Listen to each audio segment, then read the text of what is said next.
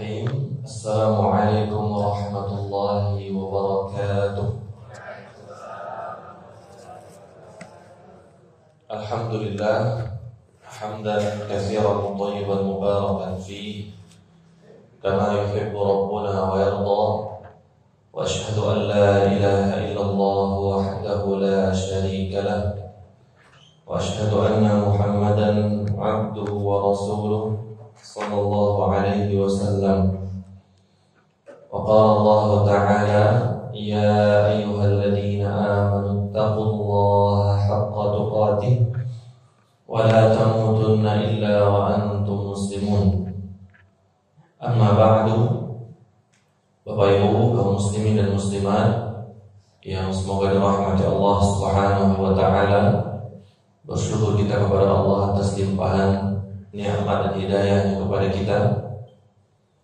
Di antara nikmat Allah yang besar kepada kita adalah nikmat Islam, nikmat iman, nikmat berada di atas sunnah Nabi alaihi salatu wassalam. Kemudian nikmat kesehatan. Kemudian salawat dan salam kita mohonkan kepada Allah agar diberikan kepada Nabi yang mulia Nabi Muhammad sallallahu alaihi wasallam.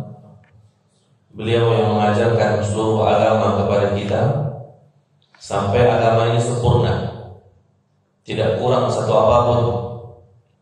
Bahkan Nabi sallallahu alaihi wasallam telah mengatakan beliau telah meninggalkan ajaran ini dalam keadaan putih bersih.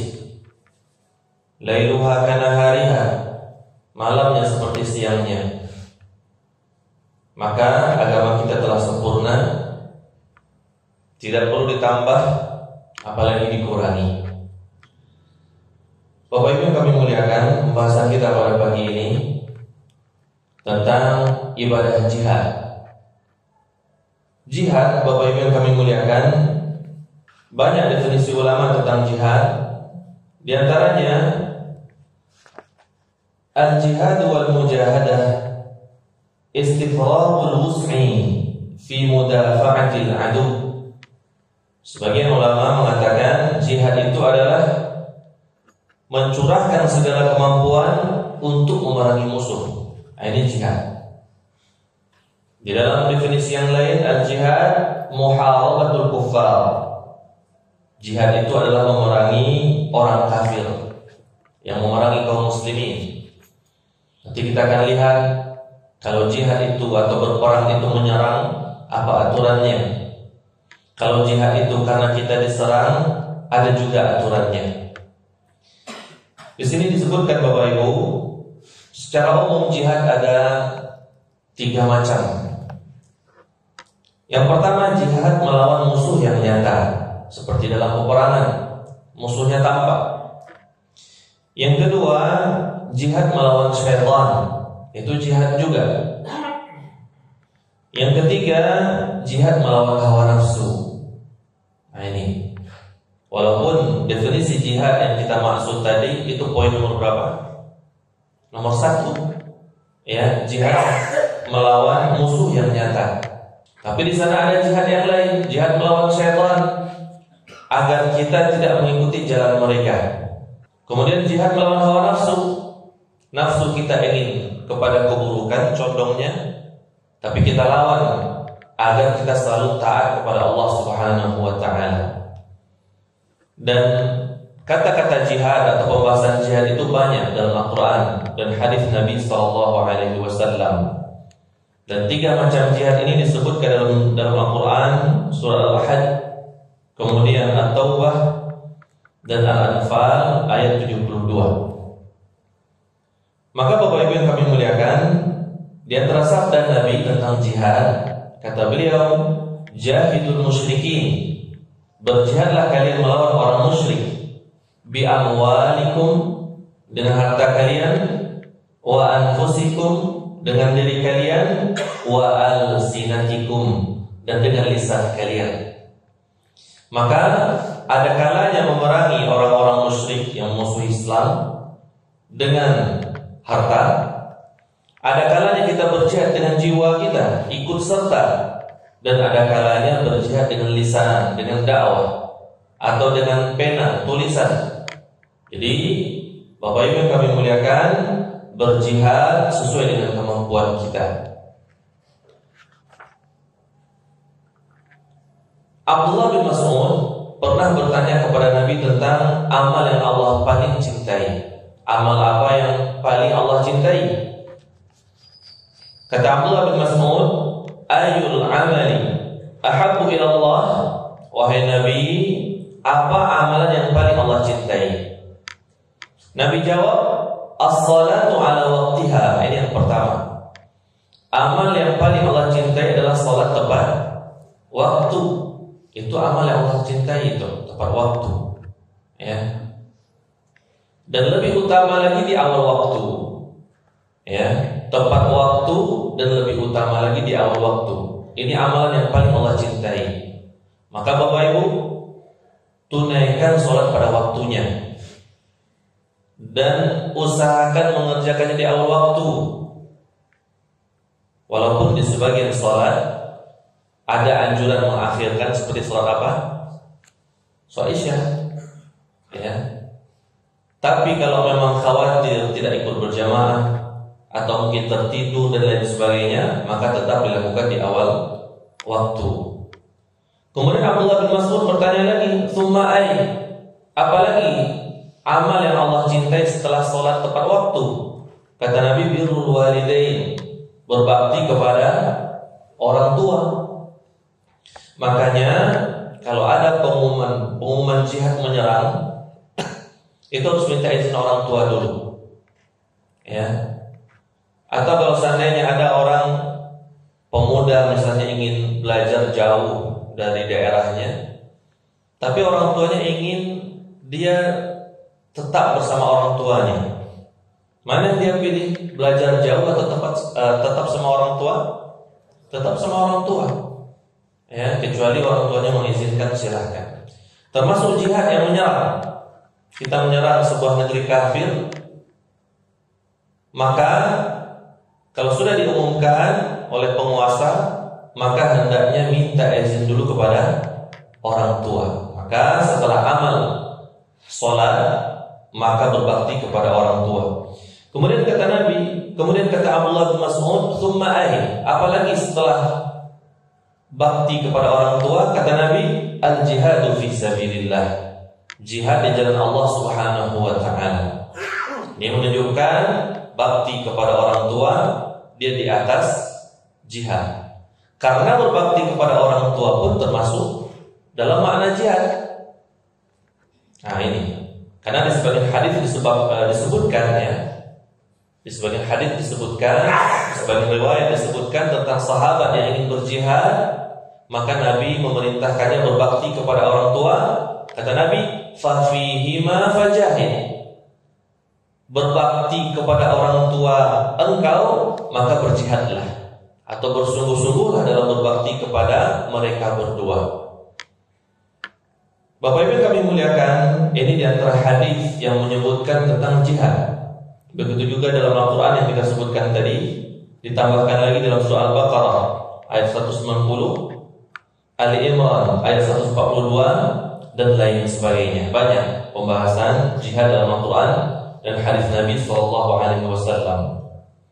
Namun Bapak Ibu, jihad dia sama dengan ibadah yang lain. Kalau ingin diterima ada dua syarat. Apa itu? Ikhlas dan harus sesuai dengan yang Nabi ajarkan. Sama dengan ibadah yang lain, sholat, zakat, puasa, jihad seperti itu juga. Makanya dalam hadis dari Imam Ahmad,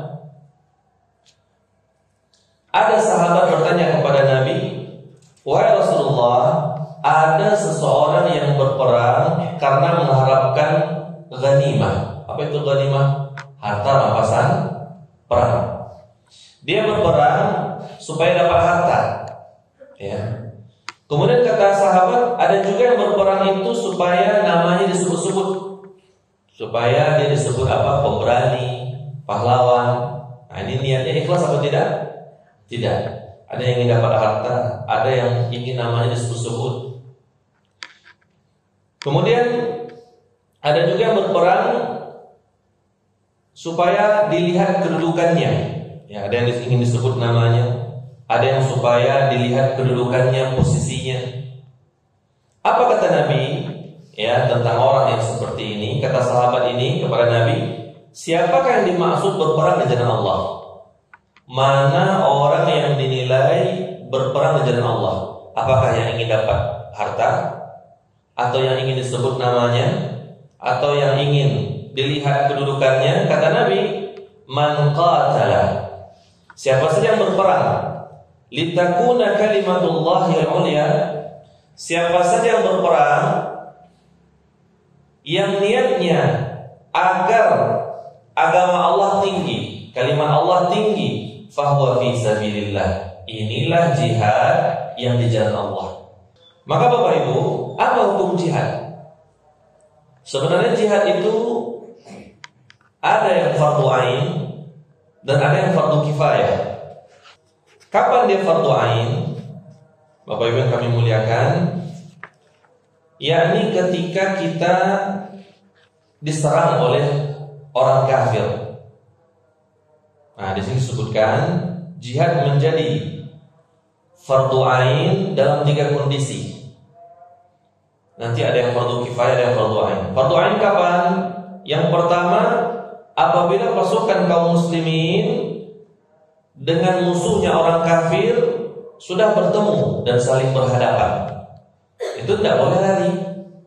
Itu semua yang hadir di sana hukumnya fardu ain, karena sudah berhadapan. Apabila kaum muslimin sudah berhadapan dengan musuhnya dan saling berhadapan ya di medan perang, maka tidak boleh seorang pun mundur atau berbalik. Makanya lari dari medan perang dosa apa? Dosa besar. Tidak boleh. Sudah jelas itu ada musuh, malah lari. Kecuali pemimpinnya menyuruh apa? Mundur boleh. Tapi kalau sedang berhadapan, tidak ada perintah mundur, maju terus. Itu pertama, fardu ain. Yang kedua, apabila musuh menyerang negeri muslim dan mengepungnya, ya. Di sini disebutkan wajib bagi penduduk negeri untuk keluar memerangi musuh dalam rangka mempertahankan tanah air mereka, ya. Namun yang ikut itu laki-laki, wanita dan anak-anak tidak ikut. Karena wanita jihadnya apa? Haji dan umrah, ya. Jadi fardu ain tadi ketika kita sudah berada di medan perang, masing-masing kita wajib. Yang kedua, diserang. Yang ketiga, apabila pemimpin meminta sejumlah orang untuk berangkat perang, maka wajib berangkat. Misalnya di Indonesia ini yang bisa menjalankan pesawat tempur cuma sejumlah orang, dan memang kita berperang pakai pesawat, maka wajib mereka pergi. Nah, ini dia. Yang pertama, sudah berhadapan dengan musuh. Yang kedua, kita diserang.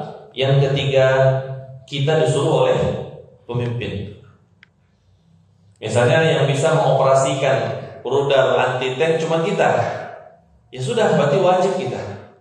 Begitu Bapak Ibu. Maka asalnya para tentara kita kalau diperintahkan oleh pemimpin, mereka wajib berangkat. Begitu Bapak Ibu yang kami muliakan. Maka jadi jihad kadang dia fardu ain, kadang dia fardu kifayah. Fardu kifayah biasanya itu kalau kita menyerang. Kalau tadi kan kita bagaimana diserang, bertahan. Tapi kalau menyerang, dia menjadi fardu kifayah. Dan jihad diwajibkan atas sejumlah golongan. Yang pertama, setiap muslim. Ya, ini standar siapa yang disyariatkan jihad. Yang kedua, sudah balik. Kalau masih kecil belum. Yang ketiga, berakal. Orang gila tidak bisa jihad. Yang keempat, merdeka, bukan budak. Yang kelima, laki-laki. Perempuan tidak berjihad berperang. Yang keenam, punya kemampuan untuk berperang. Jangan semangat saja. Pergi berjihad sampai di sana nyusahin orang. Ya. Sampai di sana bekal habis, nggak kuat dingin, ya, maunya tidur di kasur dan segala macamnya. Nah, kalau begini nggak usah ikut, nyusahin orang. Maka yang keenam syaratnya punya kemampuan untuk berperang. Kalau sekarang bisa mengoperasikan senjata, ya, bukan pakai pisau, itu bunuh diri namanya. Bisa memakai, kalau senjata sekarang AK berapa? AK-47, ya, bisa pakai rudal, baru ikut perang. Kalau cuma pakai katapel di rumah saja, ya, bunuh diri nanti. Yang ketujuh, mempunyai harta untuk mencukupi dirinya dan keluarganya selama waktu berjihad. Misalnya dia jihad di Palestina sebulan, selama sebulan dia punya harta untuk dirinya di sana dan untuk keluarganya di mana? Di sini. Kita hutang masih banyak, lunasi hutang dulu, baru jihad.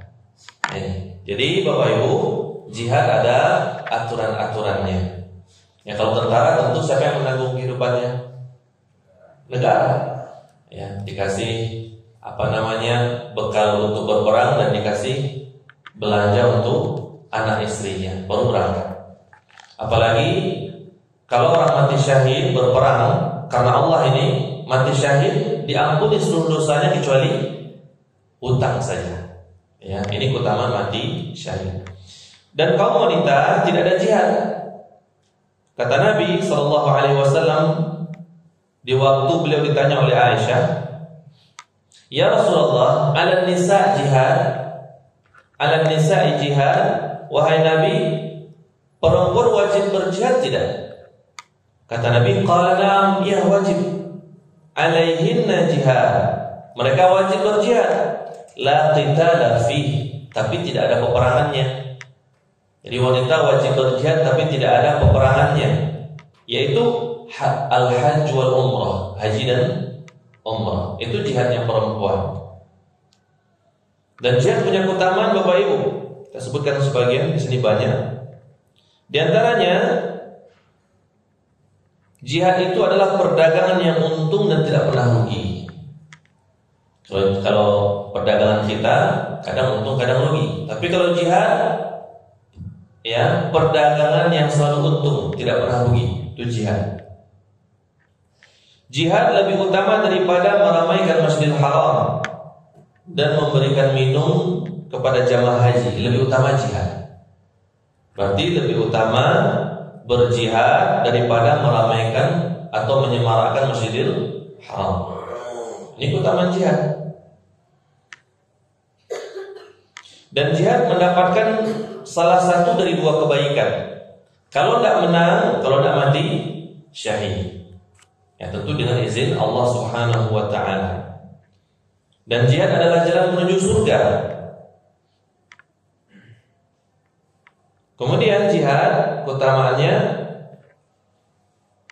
orang yang berjihad seperti orang yang berpuasa tidak berbuka dan melakukan sholat malam terus menerus. Ini pahala apa? Jihad. Dan dulu pernah kita bahas, jihad itu bisa menghalangi dari pertanyaan apa? Kubur. Menyelamatkan kita dari azab kubur. Ini keutamaan jihad. Kemudian surga memiliki 100 tingkatan yang disediakan Allah untuk orang yang berjihad. Antara satu tingkat dengan yang lainnya jaraknya seperti langit dan bumi. Untuk orang yang berjihad disediakan 100 tingkatan surga. Keutamaan yang lain, orang yang berjihad kemudian mati syahid diampuni dosanya sejak tetesan darah pertama. Jihad dia meninggal, dia dosanya diampuni mulai darahnya menetes, diampuni dosanya. Kecuali tadi yang saya katakan, apa? Hutang harus dibayar. Yang kedua, dilindungi dari azab kubur. Karena orang yang mati syahid, ya, tidak ditanya di alam kuburnya. Sebagaimana orang yang berjaga di perbatasan. Saya Palestina berperang dengan Yahudi, ada yang berjaga di perbatasan, itu juga selamat dari pertanyaan kubur. Besar keutamaannya. Berikutnya, dapat memberikan syafaat kepada 70 keluarganya. Ini keutamaan orang yang mati syahid. Makanya sebagian saudara kita di sana, ya, yang memang sedih kehilangan keluarga, tapi di sisi lain mereka berbahagia, ya, ingin mendapatkan apa? Syafaat.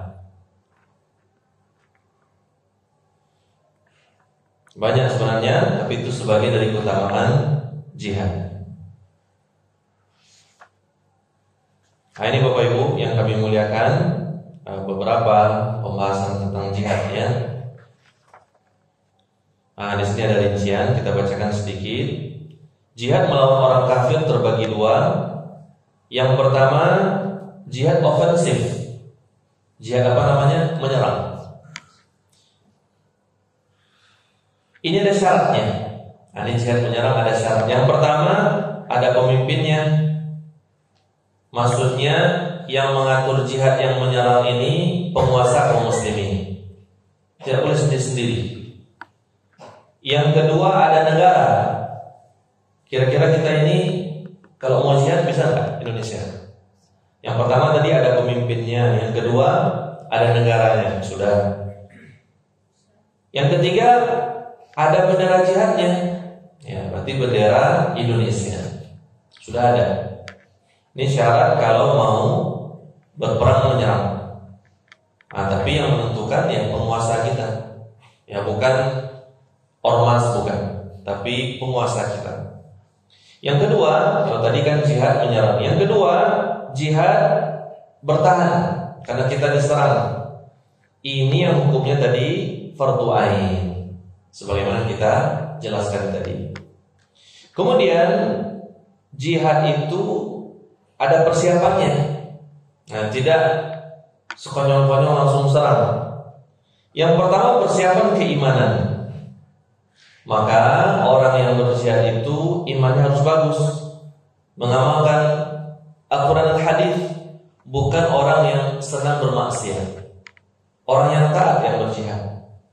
Makanya di sebagian orang yang berjihad itu dikasih syarat-syarat kan, A, B, C, mungkin hafalannya, ketaatannya dikasih syarat.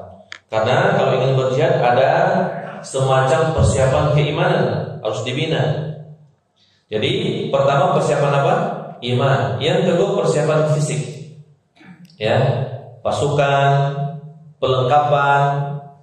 Makanya kalau berperang butuh pertimbangan tidak Bapak Ibu? Butuh. Bukan semangat saja. Kalau lawan kita ada rudal, seharusnya kita ada rudal juga. Kalau lawan kita punya tank juga. Ya. Kecuali kalau kita tadi diserang, itu tuh apa adanya senjata kita lawan. Nah, begitu. Tapi kalau sifatnya menyerang, kalau lawan kita punya tank, kita punya tank. Kalau lawan kita punya kapal perang, kita punya kapal perang. Begitu. Bukan perang itu seperti bunuh diri, kan? Jangan masukkan badan kita ini ke jurang kebinasaan. Jadi kalau kalau lawan punya senjata, kita punya senjata. Nah, ini Bapak Ibu yang kami muliakan, di antara pembahasan jihad sebenarnya banyak, namun kita ringkas, ya. Jadi itu syarat-syarat. Maka boleh kita semangat misalnya mendorong pemimpin kita untuk menyerang negara Yahudi misalnya, boleh. Tapi hendaknya harus ditunaikan sesuai dengan ajaran Nabi SAW. Coba lihat Nabi. Ketika Nabi lemah di Mekah, ada jihad tidak? Belum. Jihad itu disyariatkan ketika Nabi berada di mana? Di Madinah. Ketika Nabi sudah kuat, ya. Tapi kalau kita masih lemah, sabar dulu, ya, sampai kita punya kekuatan. Wallahu a'lam. Ini sedikit banyaknya Bapak Ibu tentang jihad. Mudah-mudahan bermanfaat. Wassalamualaikum warahmatullahi wabarakatuh.